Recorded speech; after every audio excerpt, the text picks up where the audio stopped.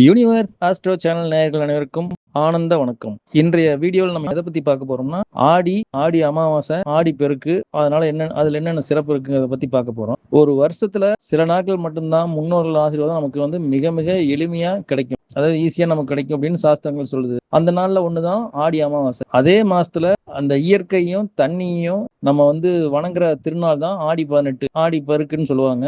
ஆடி அமாவாசை, ஆடி பெருக்கு முக்கியமான சூட்சுமங்கள் ஒளிஞ்சிருக்குது. இதுல ரெண்டுலயும் என்னென்ன ஆன்மீக ரகசியங்கள் இருக்குங்கிறத இன்னைக்கு முழுமையா தெரிஞ்சுக்கலாம் வாங்க.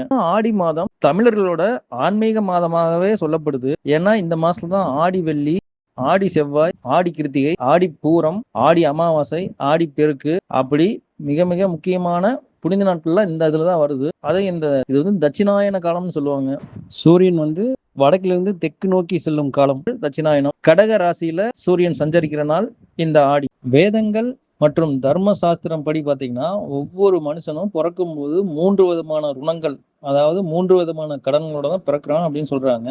அதுல தேவ ருணம், ரிஷி ருணம், பித்ரு ருணம் அப்படின்னு 3 இருக்கு. இதுல பாத்தீங்கன்னா தேவ ருணம் இயற்கை மற்றும் பிரபஞ்ச சக்தியில இருக்குதான் நம்ம வாழ்ந்துட்டு இருக்கிறோம். சூரியன், சந்திரன், காற்று, மலை, நெருப்பு, பூமி, இந்த மாதிரி தெய்வீக சக்திக்கு மனுஷன் கட்டுப்பட்டு இருக்கிறான். பஞ்சபூத சக்திக்கு நம்ம கட்டுப்பட்டு இருக்கிறோம். அந்த தேவருணத்தை தினசரி வழிபாடு, சந்தியாவந்தனம் பண்றது, யாகம், ஹோமம், அப்புறம் கோயில்ல போய் பண்ற வழிபாடு, சுற்றுச்சூழல எந்த பாதிப்பும் இல்லாம வச்சுக்கிறது, அன்னதானம் செய்யறது, தர்மம் செய்யறது, இயற்கையை மதிச்சு நடக்கிறது, எங்கேயும் குப்பை இல்லாம நம்ம வீடு, நம்ம தெரு, நம்ம ஊர்ல குப்பை எல்லாம் போடாம, பிளாஸ்டிக் யூஸ் பண்ணாம இருக்கிறது, இது தேவருணத்துல சேர்ந்துரும். இதனால நமக்கு கிடைக்கிற பலன்கள் பாத்தீங்கன்னா, மன அமைதி இருக்கும், இறையருள் நல்லா இருக்கும், குடும்ப நலம் இருக்கும், குடும்ப ஒற்றுமை இருக்கும், ஆன்மீகத்துல முன்னேற்றம் கிடைக்கும். 2வது ரிஷி ருணம்னு சொல்லுவாங்க. இது முனிவர்களுக்கான கடன். இது பாத்தீங்கன்னா வேதங்கள், உபனிஷத்துக்கள், யோகம், ஆயுர்வேதம், ஜோதிடம், இலக்கியம், இந்த மாதிரி அறிவுரைகளை நமக்கு ரிஷிகள் கொடுத்துருக்காங்க.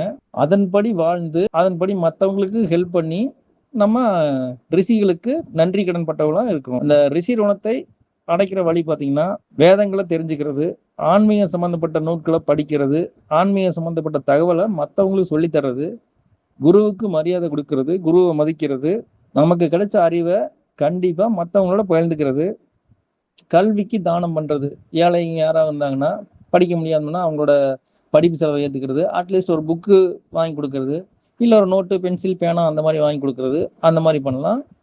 தர்ம வாழ்க்கைப்படி வாழ்றது. இதன் மூலம் பார்த்தீங்கன்னா தேவ ரிஷி ருண கடன் இதுல தீரும். இதனால் நமக்கு என்ன ஆகும்னா, ஞானம், அறிவு சார்ந்த வளர்ச்சி கிடைக்கும், நல்ல முடிவெடுக்கும் திறன் கிடைக்கும், கல்வியில கண்டிப்பா அந்த குடும்பமே முன்னேறிடும், குருவின் அருள் எப்பயுமே கிடைக்கும். 3வது தான் பித்ரு ருணம்னு சொல்லக்கூடிய முன்னோர்களுக்கான கடன். இது பார்த்தீங்கன்னா நம்ம உடம்பு, குடும்பம், பாரம்பரியம், பண்பாடு எல்லாவற்றையும் நமக்கு கொடுத்த நம்மளோட பெற்றோர்கள், அதாவது முன்னோர்களுக்கு நம்ம நன்றி கடன் பட்டவர்களா இருக்கிறது தான் இந்த பித்ரு ருணம். அதுக்கு என்ன பண்ணணும்? பெற்றோர்கள் வயதான காலத்துல அவங்கள அன்போட பாத்துக்கணும். முன்னோர்களை எப்பயுமே நினைச்சு வழிபாடு பண்றது, அமாவாசை தர்ப்பணம் அவங்க குல வழக்கப்படி செஞ்சுக்கணும், சிரார்த்தம் பண்ணணும், கண்டிப்பா பிதுர் தர்ப்பணம் பண்ணணும், அன்னதானம் கண்டிப்பா கொடுக்கணும், குடும்ப தர்மத்தை காப்பாற்றணும், நல்ல சந்ததியை உருவாக்கி தரணும். இதுதான் பித்ரு ருணம். இந்த பித்ரு ருணம் பண்ணோம்னா முன்னோர்களோட ஆசீர்வாதம் கண்டிப்பா கிடைக்கும், குடும்ப ஒற்றுமை, மன நிறைவு, வம்ச வளர்ச்சி கண்டிப்பா உண்டாகும்.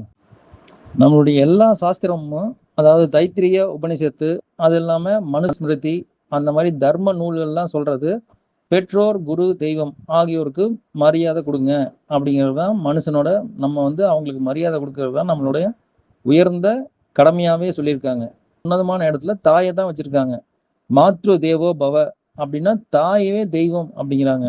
பித்ரு தேவோ பவ, தந்தையும் தெய்வமா வச்சுக்கோங்க. ஆச்சாரிய தேவோ பவ, குரு தெய்வம்.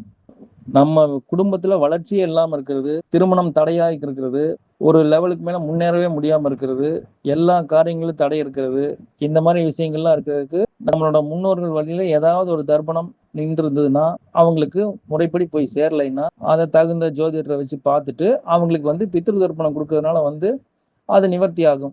அமாவாசை தர்ப்பணம் செய்யறதுக்கு பல வழிகள் இருக்குது. அதுல பாத்தீங்கன்னா காலைல எழுந்திரிச்சு சுத்தமா குளிச்சுட்டு தலைமகன் விரதம் இருந்து அந்த பித்ரு காரியங்கள் எல்லாமே செய்யணும். தர்பையை பயன்படுத்தி எள்ளு, தண்ணி அதெல்லாம் கொடுத்து ஆச்சாரியமான வச்சு அவங்களுக்கு உண்டானதெல்லாம் கொடுக்கணும். வீட்டிலேயே செய்யறதுனாலும் மிக சிறப்பு. உங்களுக்கு தெரிஞ்சா நீங்களே வீட்டுல செய்யலாம். ஆறு அல்லது கடல்ல போய் இந்த தர்ப்பணத்தை கொடுக்கலாம். இதுக்கு போகும்போது பாத்தீங்கன்னா அந்த வீட்டுல இருக்கிற சின்ன குழந்தைங்க கூட எல்லாருமே போகணும். எல்லாருமே அந்த ஃபேமிலியில் இருக்கிறவங்க பங்காளி அந்த மாதிரி எல்லாரையுமே கூப்பிட்டு போய் தான் ஒன்றா இருந்து தான் கொடுக்கணும். வந்து எல்லாருக்கும் கொஞ்சம் அன்னதானம் கொடுத்துட்டு அப்புறம் நீங்கள் சாப்பிடுங்க. அது ரொம்ப ரொம்ப உங்கள் தலைமுறையவே மாற்றும். அதே மாதிரி முன்னோர்களை வந்து நினைவு வச்சு, முன்னோர்களை வந்து ஞாபகம் வச்சு அது கரெக்டாக அந்த தேதியை நோட் பண்ணி அந்த அன்னைக்கு போய் கொடுக்குறது வந்து உங்கள் பரம்பரைக்கே அது நல்லதை சேர்த்தும். ஆடி அமாவாசை அன்னைக்கு பார்த்தீங்கன்னா வியதிபாத நாம யோகம் இருக்குது. அந்த 27 யோகங்கள்லயே தர்ப்பணத்துக்குன்னு ஒரு மிகப்பெரிய ஒரு யோகம் இருக்குன்னா அது வந்து வியாதிபாதம். அந்த வியாதிபாதம் வந்து அந்த அன்னைக்கு இருக்குது. அது ஒரு கூடுதல் சிறப்பு. பெற்றோர்களுக்கு உண்டான கைங்கரியத்தை பண்ணுங்க. அன்னதானம் மெயினா கொடுங்க.